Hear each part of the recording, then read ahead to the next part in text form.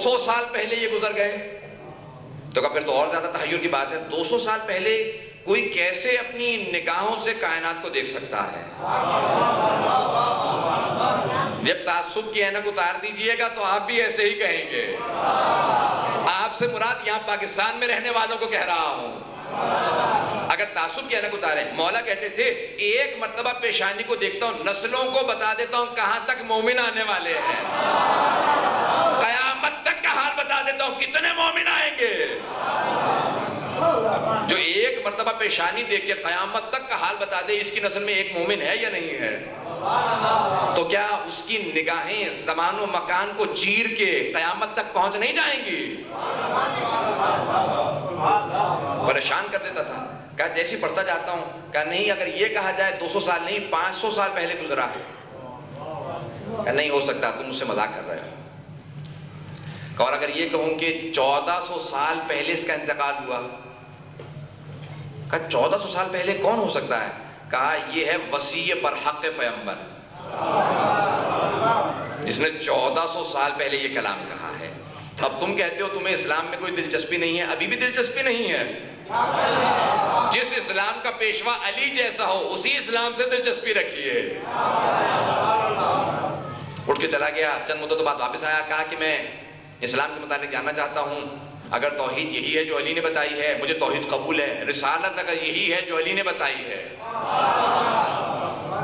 ہمیں ایک پاکستان وہ ملک ہے کہ جس میں ہر سال ظاہراً یا 2 سال میں میرے ذہن میں شک ہے، بہرحال آپ اسی کرتے ہیں کہ ہر سال ظاہراً سیرت النبی لکھنے پہ ایوارڈ ملتا ہے.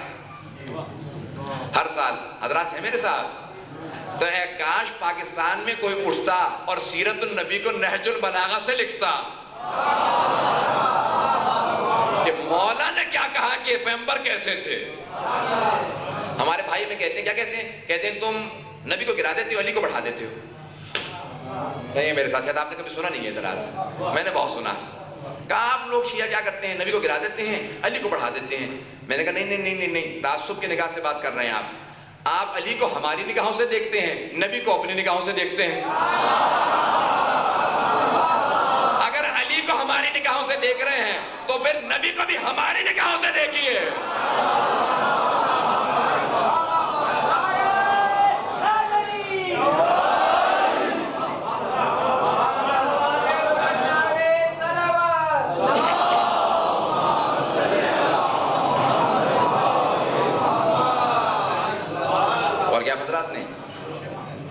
اگر ہمارے مولا کو ہمارے نگاہوں سے دیکھنا ہے تو پھر پیغمبر اسلام کو ہماری نگاہوں سے دیکھو. بلکہ میں کہوں گا اگر مولا کو ہماری نگاہوں سے دیکھنا ہے تو پیغمبر کو علی کی نگاہوں سے دیکھو.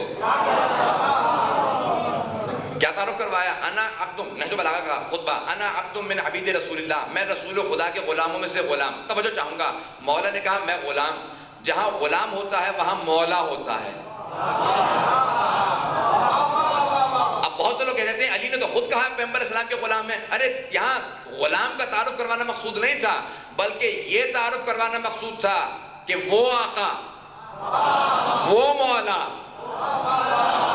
پیغمبر کا تعارف کہا کہ میں رسول خدا کے غلاموں میں سے ایک غلام. جہاں غلام وہاں مولا. تو علی سے پوچھئے پیغمبر کیا کہا؟ میں غلام وہ مولا. پیغمبر سے پوچھئے علی کیا کہا؟ من کنت مولا فہذا علی مولا.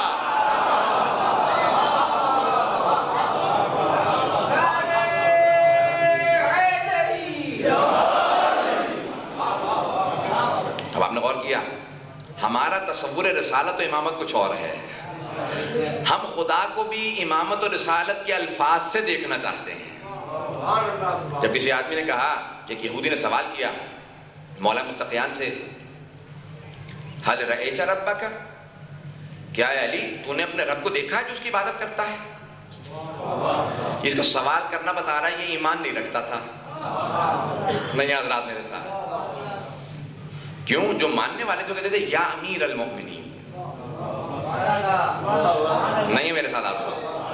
اس نے کہا اے علی کیا تو نے اپنے خدا کو دیکھا ہے؟ یا علی کہہ کے حتیٰ پیغمبر نے کہا، قرآن نے کہا میرے حبیب کو اس طرح سے مت پکارا کرو جس طرح سے تم ایک دوسرے کو پکارتے ہو. تو مولا متقیان کو ویسے نہیں پکارا جاتا تھا. خود امیر المؤمنین کہہ کے پکارنا واجب. تو اس نے کہا یا علی کیا خدا کو دیکھا ہے؟ کہا لم اعبد ربا لم ارہ، میں نے آج تک ایسے خدا کی عبادت ہی نہیں کی جسے دیکھا نہ ہو. اب آپ میں سے بہت سے پریشان ہیں، وہ اور زیادہ پریشان ہو گیا. اس نے کہا خدا کو دیکھا ہوا؟ کہا میں تو عبادت ہی نہیں کرتا اس خدا کی جس کو دیکھوں نا. کہا کیسا ہے وہ؟ کہا ان آنکھوں سے نظر نہیں آتا، ایمان کی آنکھوں سے نظر آتا ہے. ایمان کی آنکھوں سے خدا کو دیکھا جاتا ہے. جس نے ایمان کی آنکھوں سے خدا کو نہیں دیکھا وہ کیا پرستش کرے گا خدا کی؟